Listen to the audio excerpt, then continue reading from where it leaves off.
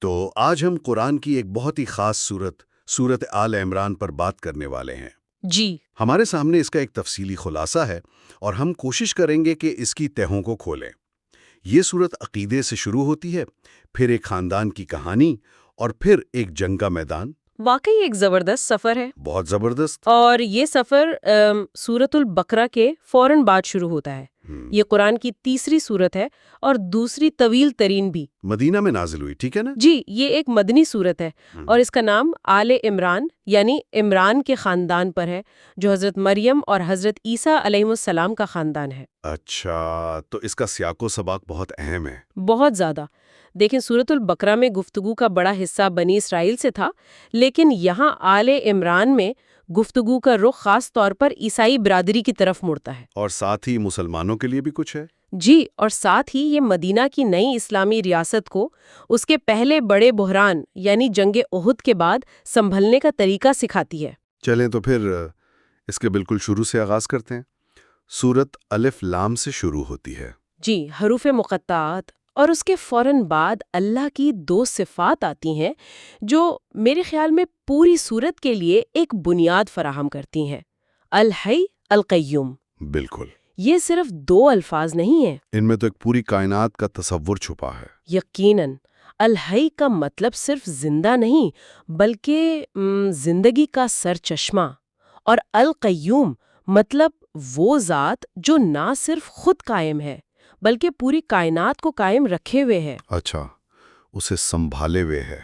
جی، تو اگر اللہ الحی القیوم ہے تو پھر کائنات میں کسی اور چیز کی اپنی کوئی طاقت نہیں ہے، ہر چیز اسی کی طاقت سے چل رہی ہے۔ یعنی یہ صرف اللہ کے وجود کی بات نہیں بلکہ کائنات کے پورے آپریٹنگ سسٹم کی بات ہے۔ بالکل صحیح کہا آپ نے۔ اور اسی بنیاد پر قرآن کہتا ہے کہ اس نے یہ کتاب نازل کی ہے جو پچھلی کتابوں تورات اور انجیل کی تصدیق کرتی ہے۔ جی، اور یہیں پر ایک بہت ہی اہم اصول بیان کیا گیا ہے، ایک ایسی چیز جو قرآن کو سمجھنے کی کنجی ہے۔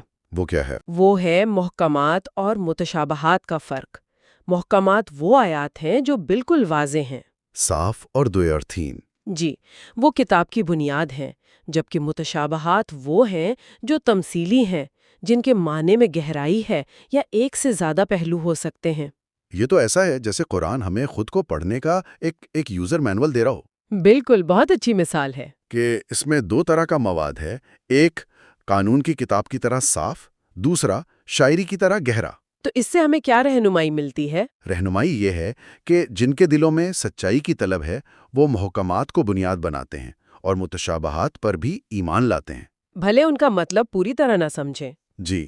لیکن قرآن کہتا ہے کہ جن کے دلوں میں کجی ہوتی ہے، جو فتنہ چاہتے ہیں، وہ واضح آیات کو چھوڑ کر جان بوجھ کر متشابہات کے پیچھے پڑتے ہیں۔ اچھا، تاکہ اپنی مرضی کا مطلب نکال کر لوگوں کو گمراہ کر سکیں۔ بالکل۔ تو کیا یہ کہا جا سکتا ہے کہ قرآن ہمیں ایک طرح کا ذہنی فلٹر دے رہا ہے کہ جب بھی کوئی صرف پیچیدہ آیات پر زور دے اور واضح احکامات کو نظر انداز کرے تو یہ اس کی نیت پر شک کرنے کی ایک وجہ ہو سکتی ہے؟ بالکل، یہ ایک لٹمس ٹیسٹ ہے، نیتوں کو پرکھنے کا ایک پیمانہ، اور یہیں سے سورت ایک بہت خوبصورت موڑ لیتی ہے۔ کہاں؟ ان اونچے فلسفیانہ تصورات کے بعد وہ ایک انسانی کہانی کا رخ کرتی ہے، ہاں، تاکہ ان عقائد کو زندہ کر کے دکھائے، اور وہ کہانی ہے آل عمران کی۔ یہ بات مجھے ہمیشہ متاثر کرتی ہے کہ قرآن کیسے بڑے عقائد کو سمجھانے کے لیے انسانی کہانیوں کا سہارا لیتا ہے۔ جی، تو اس خاندان کی کہانی میں کیا خاص بات ہے؟ خاص بات یہ ہے کہ یہ کہانی حضرت عیسیٰ علیہ السلام کی پیدائش کے معجزہ کے گرد گھومتی ہے۔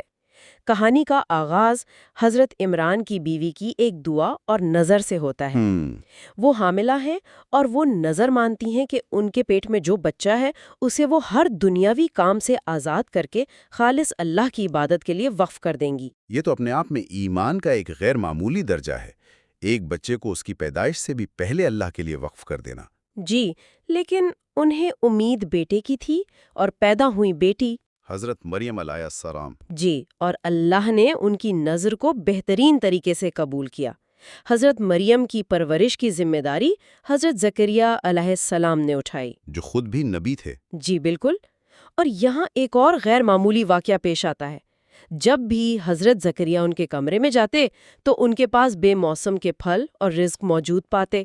اور جب انہوں نے پوچھا کہ یہ کہاں سے آیا تو حضرت مریم کا جواب بہت سادہ اور گہرا تھا۔ کیا جواب تھا؟ یہ اللہ کی طرف سے ہے، اللہ جسے چاہتا ہے بے حساب رزق دیتا ہے۔ یہ صرف ایک معجزہ نہیں ہے، یہ تو ایک مکمل فلسفہ ہے۔ یقیناً پیغام یہ ہے کہ جہاں اللہ پر مکمل توکل ہو وہاں دنیا کے اسباب ثانوی ہو جاتے ہیں۔ اور اس واقعے کا اثر دیکھیں۔ جی، حضرت زکریا جو بہت بوڑھے ہو چکے تھے، انہوں نے جب یہ معجزہ دیکھا تو ان کے دل میں بھی اولاد کی ناممکن خواہش نے انگڑائی لی۔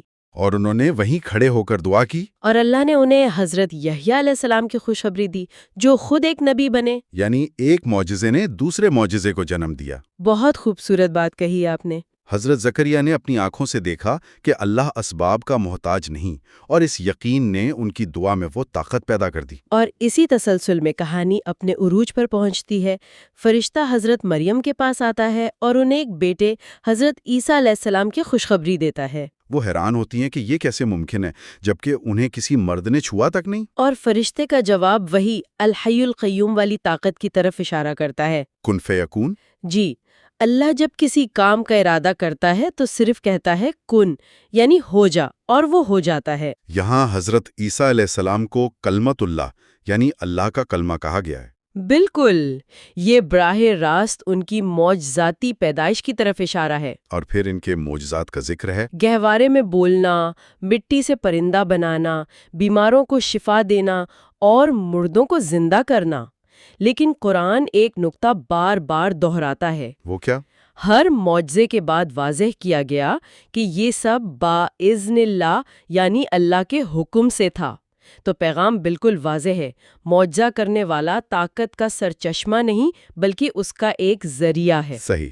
یہ براہ راست اس عقیدے کی اصلاح ہے جس میں حضرت عیسیٰ علیہ السلام کو خدا یا خدا کا بیٹا سمجھا جاتا ہے۔ جی۔ قرآن انہیں اللہ کا ایک عظیم رسول اور معجزاتوں مانتا ہے، لیکن خدا نہیں۔ اور جب نجران کے عیسائیوں کا وفد تمام دلائل سننے کے بعد بھی نہیں مانا تو قرآن نے ایک آخری چیلنج پیش کیا، مباہلہ یعنی ایک طرح کی حتمی روحانی شرط، آؤ ہم دعا کریں کہ جو جھوٹا ہے اس پر اللہ کی لعنت ہو۔ یہ اپنے سچ ہونے پر غیر معمولی یقین کا اظہار ہے، اور تاریخ بتاتی ہے کہ جب انہوں نے نبی کریم صلی اللہ علیہ وآلہ وسلم کو اپنے اہل بیت کے ساتھ آتے دیکھا تو وہ پیچھے ہٹ گئے، انہوں نے مباہلہ کرنے سے انکار کر دیا۔ جی، یہ بہت دلچسپ ہے کہ سورت پہلے ایک مشترکہ تاریخی شخصیت پر بات کر کے ایک کامن گراؤنڈ تیار کرتی ہے۔ جی بالکل۔ کیا اس مشترکہ زمین کی بنیاد پر پھر یہ دوسرے مذاہب کو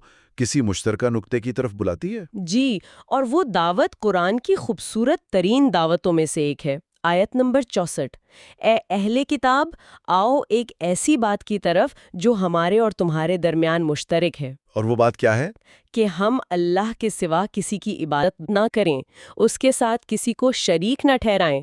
یہ توحید کی بنیاد پر اتحاد کی ایک عالمگیر دعوت ہے۔ تو دوسروں کو دعوت دینے کے ساتھ ساتھ مسلمانوں کو اپنے گھر کو بھی ٹھیک رکھنے کا کہا جا رہا ہے۔ یقیناً، فوراً بعد حکم آتا ہے، اور تم سب مل کر اللہ کی رسی کو مضبوطی سے تھامے رکھو اور تفریقے میں مت پڑو۔ اللہ کی رسی سے کیا مراد ہے؟ اس سے مراد قرآن اور اسلام کا نظام ہے۔ پیغام یہ ہے کہ امت کی طاقت اس کے اتحاد میں ہے، اور اسی کے ساتھ ایک ذمہ داری بھی دی گئی ہے، امر بالمعروف و نہی عن المنکر۔ جی، اچھائی کا حکم دینا اور برائی سے روکنا، یہ پوری امت کی اجتماعی ذمہ داری ہے۔ اور پھر سورت کا لہجہ اچانک بدل جاتا ہے، ایسا لگتا ہے جیسے ہم تھیوری کی دنیا سے نکل کر ایک حقیقی جنگ کے میدان میں آ گئے ہیں، یعنی جنگ احد۔ جی، جنگ احد کا واقعہ اس سورت کے نزول کا مرکزی پس منظر ہے۔ یہ مسلمانوں کے لیے ایک بہت بڑا نفسیاتی دھچکا تھا، ہے نا؟ بہت شدید آزمائش تھی۔ ایک جنگ جو وہ تقریباً جیت چکے تھے، وہ آخر میں ایک تکلیف دہ شکست میں بدل گئی۔ سورت اس فوجی شکست کا ایک روحانی اور نفسیاتی تجزیہ کرتی ہے۔ اچھا۔ وہ بتاتی ہے کہ شروع میں اللہ کی مدد شامل حال تھی، لیکن جب تیر اندازوں کے ایک دستے نے نبی کریم صلی اللہ علیہ وآلہ وسلم کے واضح حکم کی نافرمانی کی اور مال غنیمت کے لالچ میں اپنی اسٹریٹجک پوزیشن چھوڑ دی تو جنگ کا پانسا پلٹ گیا۔ تو قرآن اس کی بنیادی وجہ کیا بتاتا ہے؟ کیا یہ صرف ایک فوجی غلطی تھی یا اس کے پیچھے کوئی گہرا سبق تھا؟ یہ ایک روحانی امتحان زیادہ تھا۔ قرآن اسے صبر اور تقوی کے امتحان کے طور پر پیش کرتا ہے۔ سورت میں بار بار کہا گیا ہے کہ اگر تم صبر کرو اور تقوی اختیار کرو تو دشمن کی کوئی چال تمہیں نقصان نہیں پہنچا سکتی۔ یعنی احد میں شکست کی وجہ جلد بازی، حکم عدولی اور دنیا کی محبت تھی۔ جی، یہ ایک سبق تھا کہ فتح صرف ہتھیاروں سے نہیں، کردار سے حاصل ہوتی ہے۔ اس شکست سے مسلمانوں کو بہت جانی نقصان بھی ہوا۔ اس مشکل گھڑی میں ان کے حوصلے بلند کرنے کے لیے سورت کیا کہتی ہے؟ یہاں قرآن کی ایک بہت ہی طاقتور آیت آتی ہے جو شہادت کے تصور کو ہمیشہ کے لیے بدل دیتی ہے۔ کون سی آیت؟